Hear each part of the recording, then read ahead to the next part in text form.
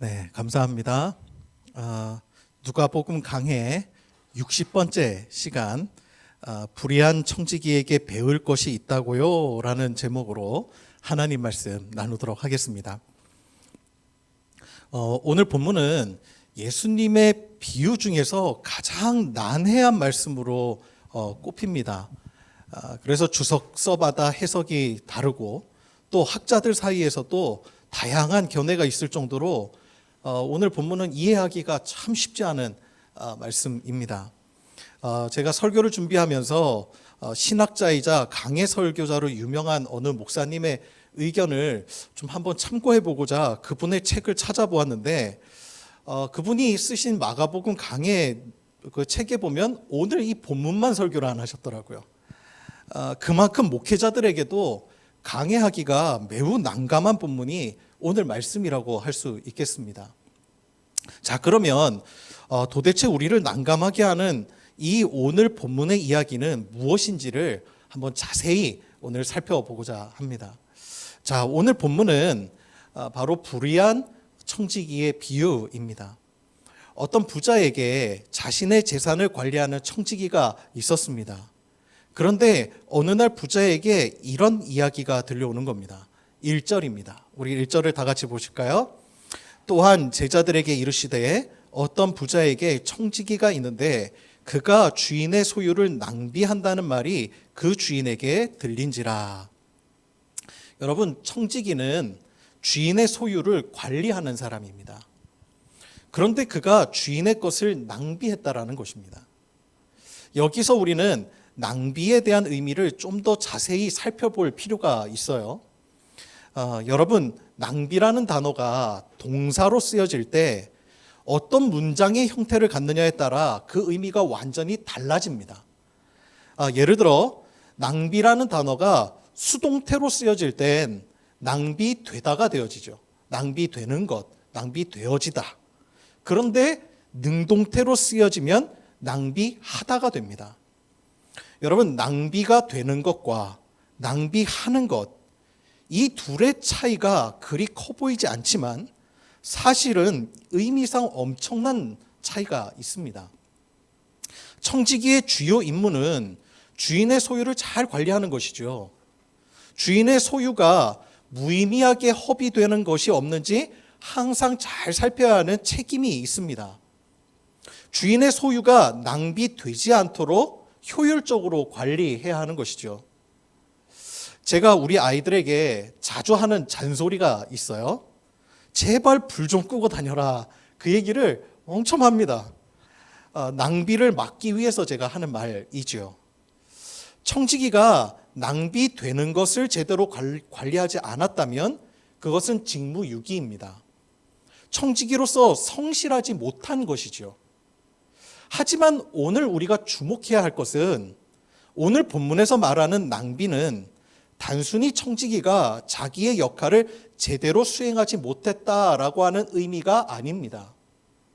왜냐하면 오늘 본문은 낭비를 수동태가 아닌 능동태, 즉 낭비되다가 아니라 낭비했다라고 쓰여져 있기 때문입니다.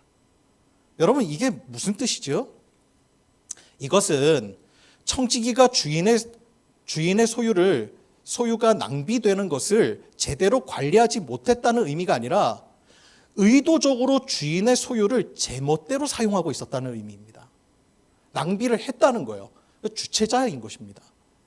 따라서 이것은 단순히 청지기의 성실성의 문제를 지적하는 것이 아니라 이 청지기가 도덕적인 문제가 있다고 지적하는 것입니다. 여러분, 청지기가 주인의 소유를 남용한 이유가 무엇이겠습니까? 이유가 뭘까요? 자신이 관리자라고 하는 사실을 망각했기 때문입니다. 아마 청지기는 처음부터 그러진 않았을 거예요. 과거 주인들에게 청지기는요, 자신들의 모든 소유를 믿고 맡기는 존재였기 때문에 아무나 고용하지 않습니다. 가족과 같은 존재여야 돼요. 어렸을 때부터 잘 알고 지내고 이 사람이 진짜 신뢰할 만한 사람인지. 여러분, 모든 걸 맡겼다는 것은요, 집의 곳간을 맡겼다는 것은 어지간한 신뢰가 아니고서는 주지 못하는 겁니다. 그리고 나에게 감출 것이 있는 것까지 치부까지 다 드러내 보일 수 있는 사람에게 맡기는 것이죠. 이 청지기 역시 그런 주인의 신뢰를 받았던 사람이었을 겁니다. 그런데 그런 주인의 신뢰를 저버리고 어느 순간부터 자기의 이익을 도모하기 시작했다는 거예요.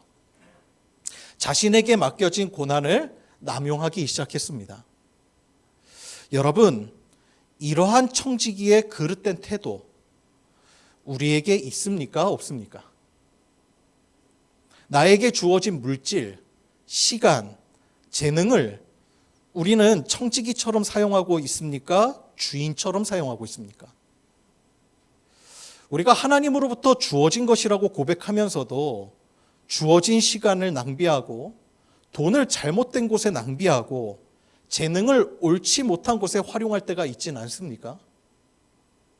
여러분, 성경에서 낭비라고 하는 이 단어는요, 단순히 관리를 효율적으로 하지 못했다는 의미가 아니에요. 이 단어가요, 동의어로 다른 단어로 쓰여지는 단어가 있는데 그 단어가 뭔지 아십니까? 방탕하다라고 하는 단어예요.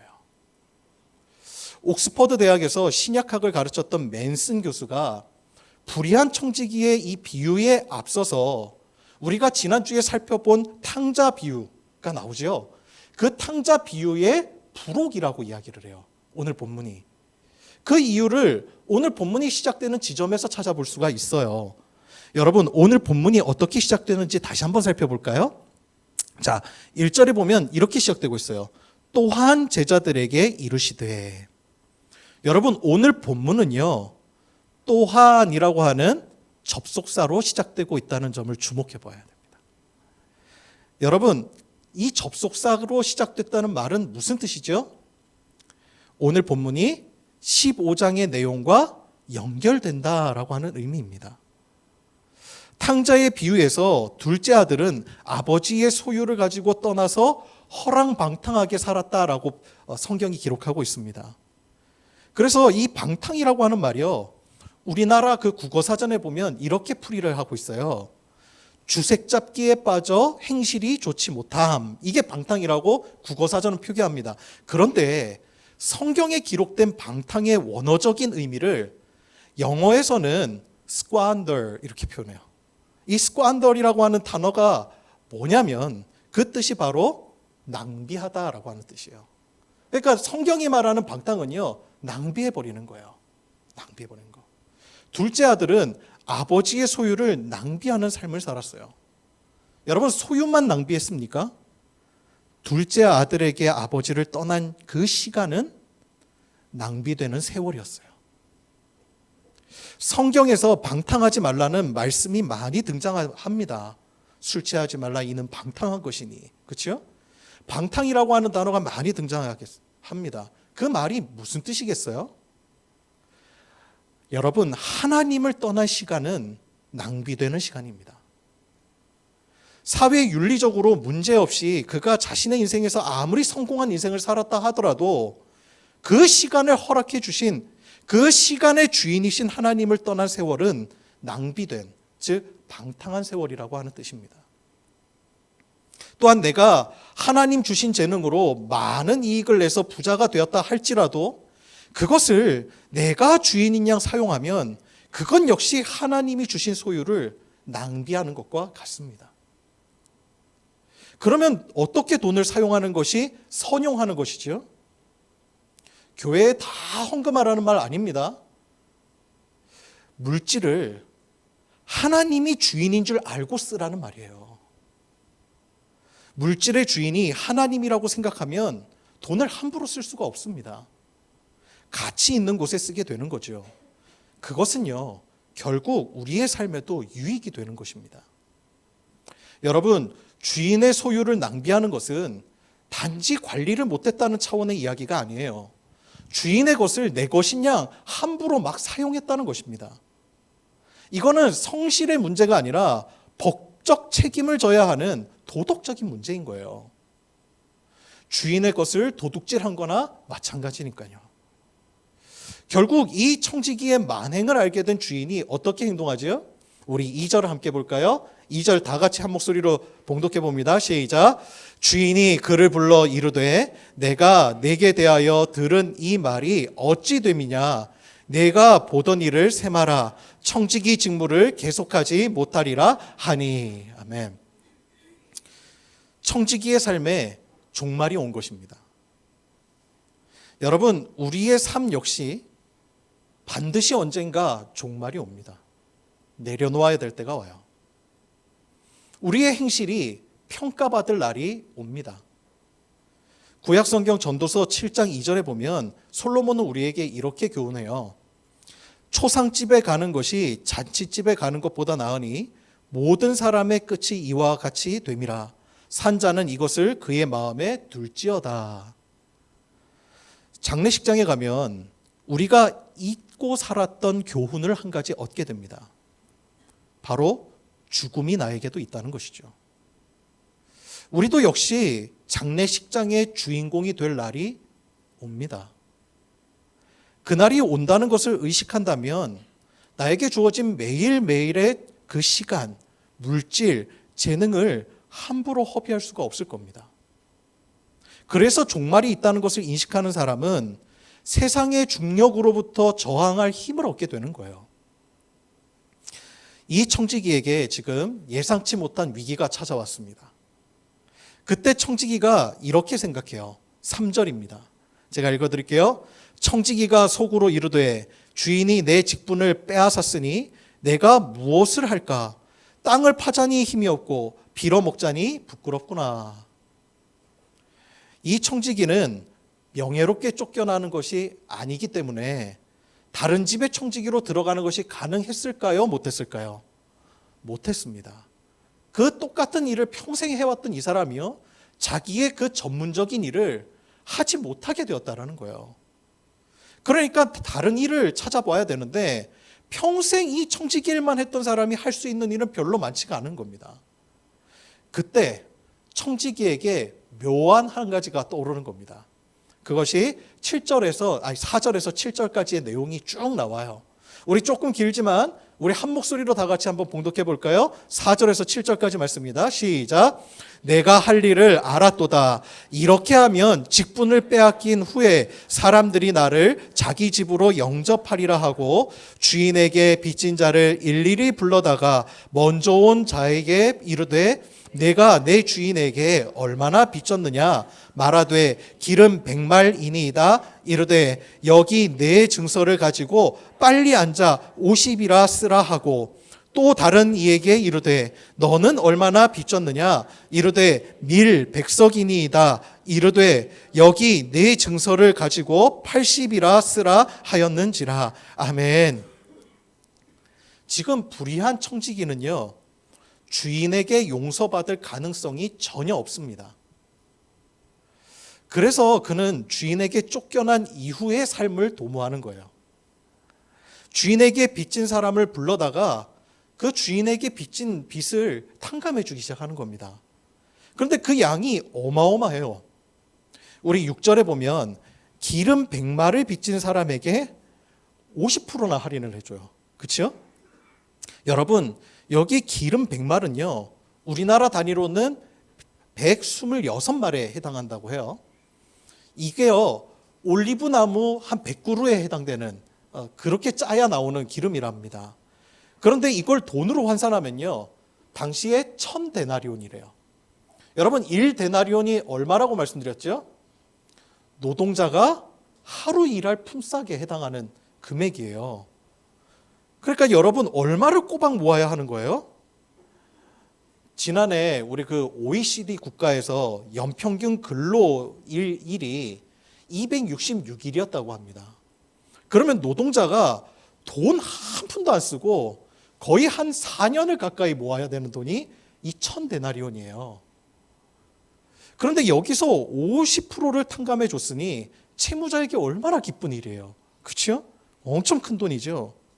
그뿐만 아니라 밀 100석을 빚진 사람에게도 20%나 할인을 해줬다는 거예요. 물론 이렇게 비율로 따져보면 이게 50%보다는 좀 적어 보이는 금액이긴 한데, 그런데 가격으로 따지면 똑같아요. 밀 100석이요, 우리로 따지면 252가마래요. 돈으로 환산하면요 2500데나리온이랍니다. 큰 돈이죠. 그러니까요, 지금 기름 빚진 사람과 똑같이 얼마를 지금 탕감해 준 거예요? 갑자기 수학이 들어가니까 너무 어려우시죠? 저는 이해해요. 왜냐하면 이게 제가 설교하는 사람은요, 머릿속에 이게 계산이 돼요. 근데 앉아서 들으면요, 뭐라고 했었더라? 이게 계산이 잘 안 돼요. 제가 친절하게 그 답을 알려드릴게요. 500데나리온이에요. 500데나리온. 500데나리온씩을 탕감해 준 거예요. 엄청 큰 돈이죠. 엄청 큰 돈. 만약에 노동자가 하루 품삯이 우리가 한 10만 원이라고만 쳐봅시다. 그러면 500데나리온이면 5천만 원이에요. 그렇죠? 엄청난 돈을 한 번에 탕감해 줬다는 거예요. 여러분, 이렇게 자기 멋대로 탕감해 준 거 횡령입니까? 아닙니까? 횡령이죠. 그리고 주인에게 피해를 준 겁니까? 안 준 겁니까? 피해를 준 거예요. 아니, 자기가 무슨 권한이 있다고 이걸 다 탕감해 줘요. 여러분, 이 불의한 청지기는요, 처음에도 불의했지만요, 지금 마지막 이 순간까지도 불의한 거예요. 계속 불의합니다. 끝까지 불의하죠. 그런데 여러분, 이 비유가 우리를 난감하게 하는 지점이 뭐냐면 이 모습을 지켜본 주인의 반응 때문이라는 거예요. 여러분, 우리 8절을 함께 볼까요? 우리 8절의 말씀을 다 같이 한 목소리로 우리 봉독해 봅니다. 시작. 주인이 이 옳지 않은 청지기가 이를 지혜 있게 하였으므로 칭찬하였으니 이 세대의 아들들이 자기 시대에 있어서는 빛의 아들들보다 더 지혜로움이니라. 아멘. 여러분, 이 청지기를 당장 고발해도 시원찮을 판에 칭찬이라뇨. 칭찬을 했다는 거예요. 그리고 그것을 지혜라고 말했습니다. 여러분, 이 말에 동의가 되세요? 아니, 이게 어떻게 지혜죠? 이건 아주 약삭빠른 처세술 아닙니까? 이거 처세술이라고 해야 맞는 얘기 아니에요? 근데 아니, 이 주인이 약간 좀, 이 주인도 시원찮은 사람인 것 같아요. 아니, 정신이 좀 이상한가 봐요. 아니, 지금 자기의 소유를 갖다가 계속 손해보게 하고 끝까지 약삭빠르게 그렇게 행동하는 이 종을 보면서 청지기를 칭찬했다는 거예요. 칭찬했다고. 참 지혜롭게 행동했구나. 여러분, 이것 때문에 오늘 이 말씀이 우리에게 난해인 거예요. 해석이 안 되는 거예요. 도대체 이게 어떻게 지혜인가? 이거죠. 더 나아가세요. 우리를 아주 혼란스럽게 더 이끌어가는 말씀은 이 비유를 말씀하신 예수님께서 제자들에게 이렇게 말씀하셨다는 거예요. 우리 9절을 함께 볼까요? 9절도 다 같이 한번 읽어보겠습니다. 시작. 내가 너희에게 말하노니 불의의 제물로 친구를 사귀라. 그리하면 그 제물이 없어질 때에 그들이 너희를 영주할 처소로 영접하리라. 아멘. 여러분, 이건 또 무슨 얘기예요? 아니, 예수님은 제자들에게 불의한 청지기의 지혜를 본받으라고 교훈하고 그렇게 그를 정명교사로 삼으라고 그렇게 주님이 지금 가르치고 계시더라는 거예요. 여러분, 그러면 이 말씀 도대체 어떻게 해석해야 되는 것이지요? 주인은 도대체 왜 이 청지기를 칭찬했고 또 예수님은 이러한 청지기의 어떤 점을 본받으라고 하시는 거지요? 이에 대해서 다양한 의견이 다 갈려요. 그 중에 가장 많이 활용되는 예를 하나 들어볼게요. 주인이 청지기를 칭찬했던 이유가 청지기를 통해서 주인도 손해만 본 것이 아니라 유익을 본 것이 있다라고 하는 해석입니다. 당시 유대사회는 평판이 매우 중요한 사회였잖아요. 그런데 이 주인도 불의한 청지기처럼 당시 사람들에게 좋은 평가를 받지 못했던 것 같아요. 왜죠? 이유는 신명기에서 분명히 율법에서요, 이자놀이 하지 말라고 얘기를 해요. 그렇죠? 그 하나님께서 금지하신 법이에요. 이자놀이 하지 말라고. 그런데 이 주인은요, 이자놀이로 상당한 재력을 쌓은 사람이에요. 고리대금업자예요. 고리대금. 악덕 고리대금업자입니다. 그런데 청지기가 사람들을 불러다가 빚을 탕감해 주었다는 거예요. 그런데 그렇게 됨으로 인해서 사람들은 그 주인의 너그러움을 칭찬하게 되고 이 주인에 대한 평판이 180도 달라지게 되었다는 겁니다. 그러니까 이 주인은요, 다시 말해서 돈으로 살 수 없는 사회적 이미지를 얻게 되었다는 거예요. 그래서 주인이 그 청지기의 행동을 보고 칭찬하게 되었다고 주장합니다. 여러분, 이 해석 어떠세요? 나름대로 일리가 있어 보이죠? 그죠? 하지만 이 해석에는 결정적인 오류가 있어요. 불의한 청지기가 빚을 탕감해 준 이유가 자세히 잘 기록된 그 답이요, 4절에 있는데요. 그 이유를 4절을 다시 한번 우리가 자세히 한번 살펴볼까요? 우리 4절의 말씀입니다. 제가 다시 한번 봉독해 드릴게요. 내가 할 일을 알았도다. 이렇게 하면 직분을 빼앗긴 후에 사람들이 나를 자기 집으로 영접하리라 하고. 자, 잘 생각해 보세요. 잘 들어보세요. 이 청지기는 주인의 용서를 받기 위해 이 일을 꾸민 겁니까? 아니면 채무자들의 환심을 사기 위해서 이 일을 벌인 겁니까? 후자예요. 그죠? 환심을 사기 위해서요. 청지기는요, 이미 자신은 주인으로부터 용서받을 수 없다는 사실을 알았어요. 그리고 실제로 오늘 본문에는요, 주인이 청지기를 용서했다는 이야기는 나오지 않습니다. 칭찬하고 그냥 끝나요. 그냥 칭찬만 한 것뿐이죠. 그러니 청지기는요, 주인의 마음을 돌이키기 위해서 이 일을 꾸민 것이 아니라 자기 자신이 쫓겨난 이후에 사람들로부터 환대받기 위해서 벌인 일이라는 거예요. 그러니까 이 일은요, 주인의 이미지를 위해서가 아니에요. 자기 자신을 위해서예요. 사실 청지기는 주인을, 이 말씀을 자세히 보면요, 오히려 이 청지기는요, 주인을 더 나쁜 사람으로 만든 거나 다름없어요. 왜 그럴까요? 잘 뉘앙스를 한번 상상해서 한번 생각해 봅시다. 마치 자신은요, 사람들을 불러다가 평소에 자기는 탕감해주고 싶은 마음이 굴뚝했지만 그동안 주인 밑에서 일하는 청지기로서 나는 주인의 명령에 어쩔 수 없이 고리대금을 해왔던 것처럼 자신의 이미지를 세탁한 거예요. 청지기가 채무자들을 불러다가 하는 말을 다시 한번 볼까요? 5절을 한번 보세요. 5절에 이렇게 얘기해요. 주인에게 빚진 자를 일일이 불러다가 먼저 온 자에게 이르되 내가 내 주인에게 얼마나 빚졌느냐. 여러분, 청지기가 채무자에게 뭐라고 질문해요? 네가 내 주인에게 얼마 빚졌니? 이거 물어봐요. 여러분 잘 생각해 보세요. 이걸 청지기가 몰랐을까요? 주인은 몰라도요, 청지기는 알아요. 본인이 장부 다 작성하는 사람이잖아요. 그것뿐만 아니라요, 채권 장부도 갖고 있지만 이 채무를 한 사람이 뭘 갖고 왔어요? 증서 갖고 왔잖아요. 그렇죠? 근데 그걸 왜 물어요? 네가 얼마 빚졌니? 그걸 왜 물어요? 생색내는 거예요. 야, 사실 나는 그동안 주인의 이 고리대금업에 어쩔 수 없이 동조해 왔지만, 야, 잘리는 마당에 이제라도 내가 주인의 만행을 바로잡고 마지막으로 채무자들에게 해줄 수 있는 도의적 책임을 지려고 한다. 이 메시지를 전하려는 일종의 퍼포먼스인 거예요. 퍼포먼스. 야, 너 얼마 빚졌어? 야, 내가 탕감해줄게. 내가 탕감해줄게. 아우, 진짜 내가 그동안 진짜 더럽고 치사해서 내가 여기서 일은 했지만 사실 나는 주인의 그 악독한 마음과 나는 동의한 적이 없다. 그러니까 빨리 고쳐. 빨리 앉아봐. 빨리 고쳐. 아니, 이런 퍼포먼스를 보였다는 거예요.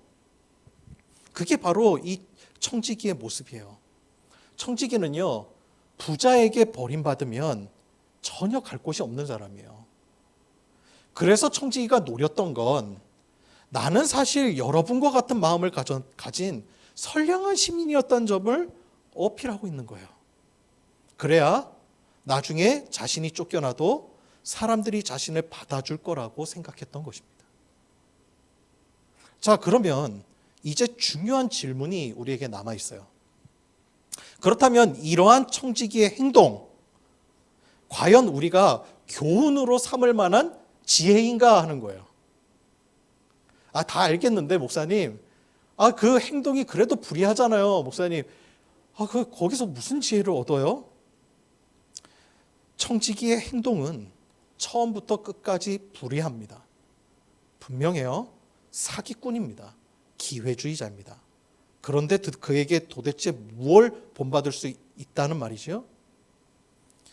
만약에 그렇다면 예수님의 말씀은 이 불의한 청지기를 반면교사 삼으라는 반어적 의미로 우리에게 말씀하신 걸까요? 아니에요, 그것도. 예수님은 이 불의한 청지기에게도 우리가 분명 배울 것이 있다고 말씀하시는 겁니다. 자, 그렇다면 도대체 그게 무엇입니까? 그것은 바로 불의한 청지기에게도 돈보다 더 중히 여기는 것이 있었다라고 하는 것입니다. 그것이 무엇입니까? 바로 자기 생명이라는 것이죠. 오늘 교훈이 잘 해석되지 않는 이유는 우리가 불의한 청지기의 행동에만 주목하고 있기 때문이에요. 다시 말해서 예수님은 불의한 청지기의 행동을 본받으라고 하신 말씀이 아니라 돈을 끔찍히도 사랑했던 불의한 청지기조차도 자신의 생명을 돈보다 더 소중히 여길 줄 안다는 거예요. 그리고 그 생명을 지키는 데는 이웃의 역할이 필요하다는 것을 그가 깨달았다는 것입니다. 그래서 예수님은 불의한 재물로 친구를 사귀라고 우리에게 도전하고 계신 거예요. 이 말은 불의하게 축적된 재물을 친구 사귀는 데 쓰라는 말이 아니에요. 재물이 가지고 있는 양면성이 있죠. 그렇죠? 여러분, 돈은 필요한 거예요, 필요 없는 거예요? 필요한 겁니다. 그렇죠? 우리의 생계를 위해서, 또 건강을 지키기 위해서, 자녀들의 교육을 위해서, 가족들이 살기 위한 안전한 공간을 마련하기 위해서 꼭 필요한 것이 돈이에요. 이것은 돈이 가진 유익한 면이죠. 하지만 여러분, 우리는 돈이 가지고 있는 위험성도 잘 알고 있습니다. 돈을 교환의 수단으로 생각하지 않고 숭배의 대상으로 여기는 사람들이 있어요. 돈은 인격체가 아닌데 그것을 사랑하는 사람들이 있습니다. 여러분, 제가 아이패드를 사랑합니다 이러면은 제가 정신이 온전한 사람이에요, 아니에요?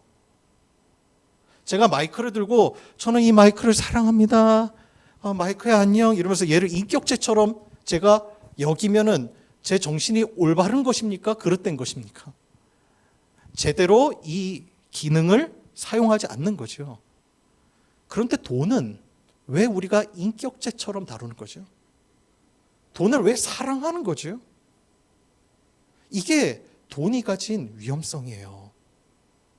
여러분, 우상이 뭡니까? 인격체가 아닌 것에 인격을 부여하는 게 우상이에요. 여러분, 나무나 돌에 인격이 있습니까? 없잖아요. 그런데 그것이 나에게 마치 복을 줄 것처럼 그것에 빌어요. 그러면 그것은 우상이에요. 돈은 매매의 수단인데 돈을 사랑한단 말입니다. 그래서 정작 진짜 사랑해야 될 인격체, 사람을 잃어버리는 거예요. 사람을. 옆에 있는 가족을 잃어버려요. 젊어서는 사람 잃어도요, 큰 문제가 없어 보입니다. 그런데 홀로 남겨졌을 때 그 외로움은요, 돈으로 극복하지를 못해요. 여러분, 잘 생각해 보세요. 나를 지켜주는 것이 돈인 것 같지만요, 사실 나를 지켜주는 것은 사람이에요. 건강한 사회 공동체입니다. 남아프리카 공화국 아시죠? 치안이 아주 안 좋기로 악명이 높은 나라예요. 인종 차별, 그 다음에 양극화, 그것에 대한 결과 때문에 그렇거든요. 그 나라가. 그래서 부자들이요, 집을 크게 짓고요, 집집마다 담장이 엄청 높습니다. 그리고 거기다마다 다 전기 울타리를 갖다 다 쳐놨어요. 집을 크게 짓는 이유는요, 치안이 불안하니까 밖에 안 나가도 집 안에서 다 해결하려고, 그러려고 집 크게 짓는 겁니다. 그런 모습을요, 어떤 기자가 날카롭게 꼬집었어요. 부자들은 자신의 자유를 만끽하기 위해 높은 울타리를 쳤지만 그것이 마치 자기 자신을 가두는 감옥과 같이 보인다는 거예요. 여러분, 돈이 우리를 지켜주는 것이 아니에요. 이웃과의 관계, 그것이 안전한 사회를 만들고요, 그것이 결국 울타리 치지 않아도 살아갈 수 있는 환경을 만드는 거예요. 그것이 결국 나를 지키고 우리 가족을 지켜주는 거예요. 여러분, 복지 정책이요, 가난한 사람 돕는 개념이 아니에요. 가난한 사람 좀 도와줄까 이러면서 복지를 그렇게 생각하는 사람들이 있거든요. 복지 가난한 사람 도와주자고 있는 게 아니에요. 우리 사회는요, 자본주의 사회로 우리는 살아가고 있어요. 거기에 발을 딛고 우리는 살아가고 있지요. 그런데 여러분, 모든 이념과 사상에는요, 순기능과 역기능이 있어요. 자본주의가 가진 부작용이 한 가지가 있습니다. 치명적인 약점이 뭐죠? 양극화예요. 양극화가 심해지면요, 가난한 사람들은 일을 하지 않으려고 합니다. 사람들은 땀 흘린 것에 대한 적절한 보상이 있어야 하고 또 미래에 대한 희망을 가지고 살아가는 존재잖아요. 그것 때문에 사실 자본주의가 돌아가는 거거든요. 그런데 그것이 막혀버리면요, 사람은 일할 동기를 못 느껴요. 그래서 도시 빈민들로 인해서 이 슬럼화가 발생되는 거예요. 이건요, 범죄율을 엄청 높이는 주요한 요인이 됩니다. 그러한 자본주의가 가진 부작용을 완화시키는 것이 바로 복지인 거예요.